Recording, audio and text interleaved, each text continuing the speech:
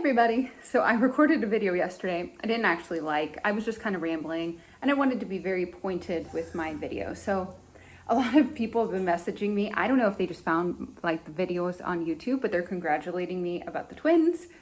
So I thought I would just give a first trimester update of what's going on since not everybody follows on Instagram and I can give a little more details to it. So first trimester of an IVF patient is a lot different, I'm finding out, than just a regular natural conception first trimester. All of my natural pregnancies were ectopic pregnancies, so they were a lot different.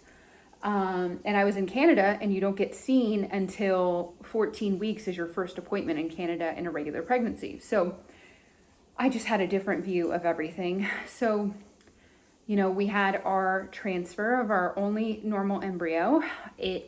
We ended up splitting into two. So we had twins. I had my first ultrasound at 5.5 weeks where it was confirmed in the uterus. And then at 6.5 weeks, there were twins. A week later, though, we found out that one of the twins was gone. You test IVF clinics, you don't know all the minutia little stuff until you get in the clinic and stuff. Well, we spent $25,000 on egg retrieval and this IVF transfer, and his ultrasound machines suck. I love him, but when we found out about the twins, I was in one room. He had two ultrasound rooms. The next room, he said, the next week he goes, well, there's only one twin now. We don't see the other. The uterus was kind of in like a banana shaped. The two babies were on opposite sides, and this one was kind of concaving in where the other twin wasn't. And there was nothing. We didn't see anything. Well, the week after, you're seen every week as an IVF patient before they discharge you to your OB. And I was by myself, and we went back to the room where we found out about the twins. Craig and I were both there.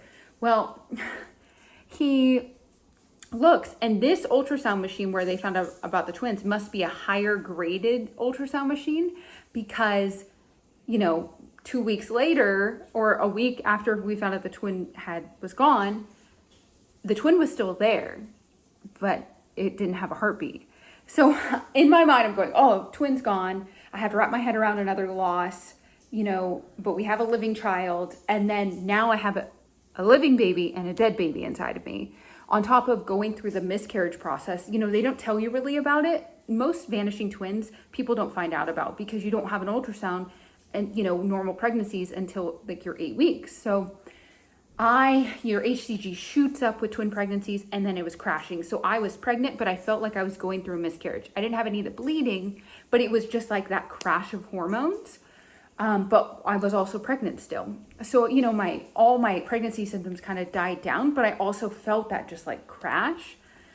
It was honestly one of the weirdest experiences, and it was really sad. I only knew about the twin for like 6 days, and then we find out, but it was a lot to wrap your head around. Like, okay, we're gonna have twins. But anyway, I got discharged from my IVF clinic around 9 weeks, and I wasn't gonna see my OB for 11.5 weeks. With IVF, you just get so used to getting labs done every week. I'd get my labs done in the morning. At 1 p.m., I would log into my portal and I would see my progesterone and my estrogen. And you're just so used to like the on-demand, constantly seeing. And I got scan anxiety every time I would go in every week. A day before, I would get anxiety, but we did have a loss. It was like a roller coaster. Babies in the uterus, twins disappearing. Next week, oh, dead twin is still there and living twin is doing good.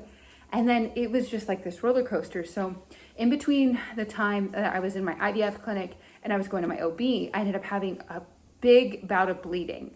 So I ended up in the ER because it was a Sunday. Come to find out, because of his crappy ultrasounds, I actually had a hemorrhage. They're very common in IVF because you're probing and sticking things into the uterus to plant.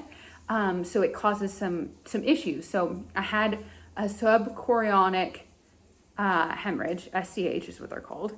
And that's what was causing the bleeding. The baby was super healthy. And it was the most beautiful image of in the crappy ultrasound, the baby just looked like a blob and if you go on my Instagram, you see how crappy the ultrasound is. And then you look at the really beautiful one where it actually looks like a baby. And in the ER, I spent a pretty penny at the ER.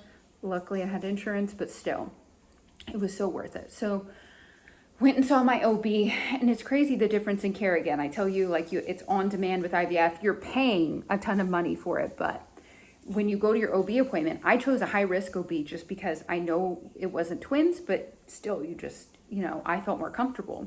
But you're still just a number. I had my ultrasound after my OB appointment, which is supposed to be the opposite, but they messed up the scheduling.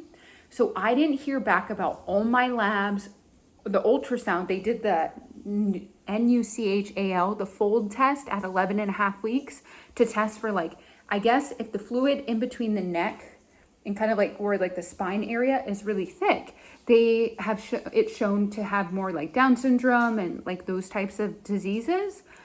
So they measured his fold, and I didn't hear anything back. We were going to do the genetic testing, even though he was a tested embryo that was normal.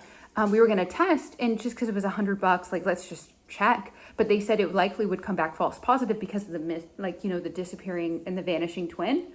So we didn't end up doing that. So a week later after my OB appointment, I finally hear about my progesterone, my thyroid, because I'm on thyroid meds.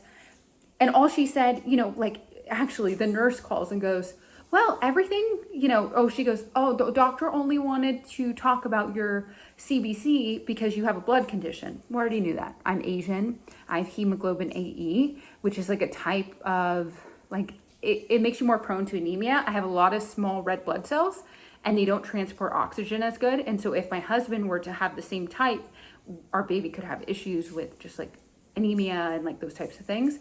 Well, Craig's not Asian, so we don't have that issue. But that's all she said. And I said, okay, what was my thyroid?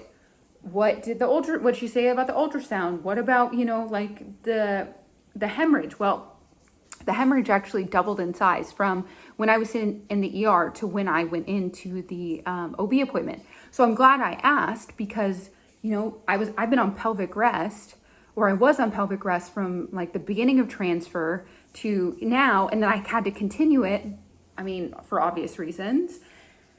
But that's a lifestyle. I can't work out, obviously other things are affected. So, I'm glad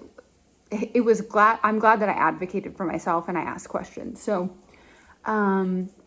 going forward, we just recently had our 16-week scan. I did a private ultrasound at a clinic before my 14-week appointment, or just I turned 14 weeks because we did a gender reveal. I wanted to make sure he was okay before I put everything out there and brought all these people to a gender reveal. And so anyway, he was fine. Our 16-week anatomy scan, it's not an anatomy scan, but I ended up kind of getting one. Usually don't get an ultrasound at 16 weeks, but they had to check on my hemorrhage. So I was in there an hour and 15 minutes. I saw his brain. I saw his kidneys. I saw the 4 chambers of his heart. I saw everything. And it was so magical because I've just been so anxious this whole pregnancy. After having multiple losses, you really don't think through what pregnancy is going to be like. With IVF, you just go, I need to put my head down. I need to get in the game. And you don't really think ahead. You're just on to the next thing because that's how you survive. The hormones get you, the shots get you, just the emotional roller coaster of it all. IVF is not guaranteed. So you kind of put your head down, and I didn't really think about what is pregnancy going to look like for me after all of these losses. And I'm kind of sad that I didn't think about it and have a game plan moving forward because my first trimester was so hard. I dealt with not that I don't deal with anxiety now, but I dealt with so much crippling anxiety and fear and worry and so many different things. I was in the Word, I was praying, I was in a gratitude journal. I listened to constant worship music just to try and just feed good things into my mind to take away those bad, negative thoughts that don't do any good. Because you always feel like you have to put it sounds weird, and I don't think this is a saying, but it's you feel like you have to put your foot out to protect yourself because you're just always used to something happening. And something did happen this pregnancy. We've only known, obviously I'm grateful that this embryo stuck, our only normal embryo and all this stuff, but for the most part, our fertility journey has just been no. So you're just not used to positive things kind of coming your way in this realm, And I just kept having to go back to where my ultimate hope is. My ultimate hope isn't in this baby. And just being a Christian, just really grounding myself every day, almost every hour of the day. It just became so much. And then, I mean, there were joys, definitely. I was not very sick, especially after the twin loss. I had food aversions to steak and meat, but I never threw up. I have some pain because I've had 3 surgeries. So, you know, the stretching of my uterus and all of that is pretty painful. But for the most part, I have had a great pregnancy so far. And I'm super grateful for that. But, you know, I mean, I've been craving a ton of hot foods. Like all I want is salsa and just like super hot foods.